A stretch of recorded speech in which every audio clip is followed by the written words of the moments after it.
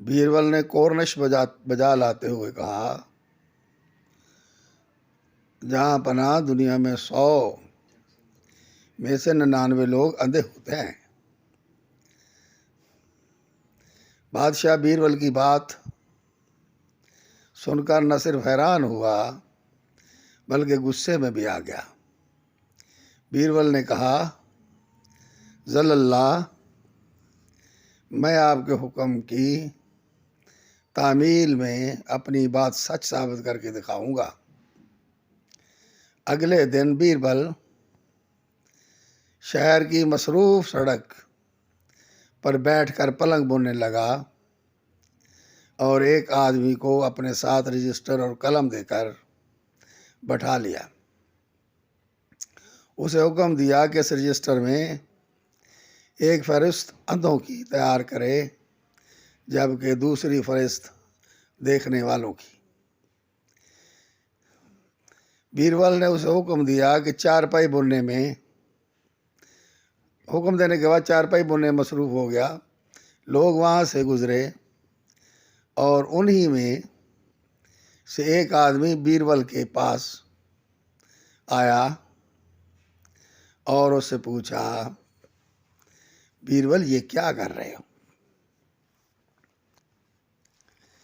بیربل نے اپنے معاون کو ہدایت کی کہ اس کا نام اندھوں کی فہرست میں درج کرو۔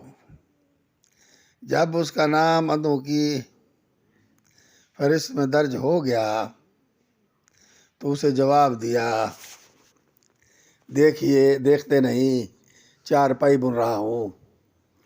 اس طرح لوگ بیربل کے پاس آتے رہے اور اس سے اسی قسم کا سوال کر کے اپنا نام اندھوں کی فہرست میں لکھواتے رہے۔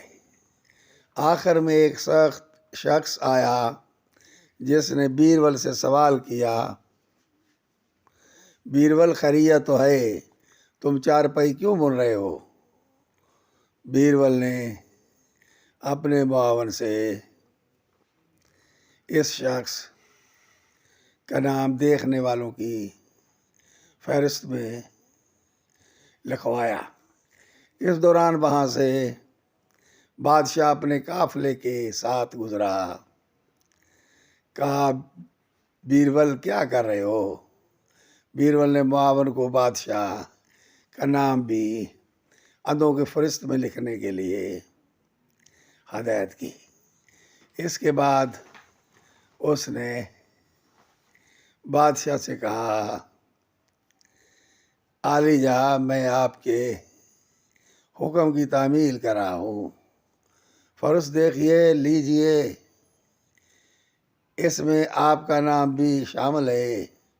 جہاں سے گزرنے والے سبھی لوگ دیکھ رہے تھے کہ میں چارپائی بن رہا ہوں، مگر انہیں اپنی بصارت پر یقین نہیں آ رہا تھا، گویا اندھے تھے، اس لیے مجھ سے سوال کر رہے تھے کہ کیا کر رہا ہوں۔ ان کا نام میں نے اندھوں کی لسٹ میں فہرست میں درج کر لیا۔ صرف ایک شخص آیا جس نے اپنی بصارت پر یقین رکھا اور مجھ سے بےتکا سوال کرنے کی بجائے چارپائی بننے کی وجہ پوچھے، جس کا نام دیکھنے والوں کی فہرست میں لکھا ہوا ہے۔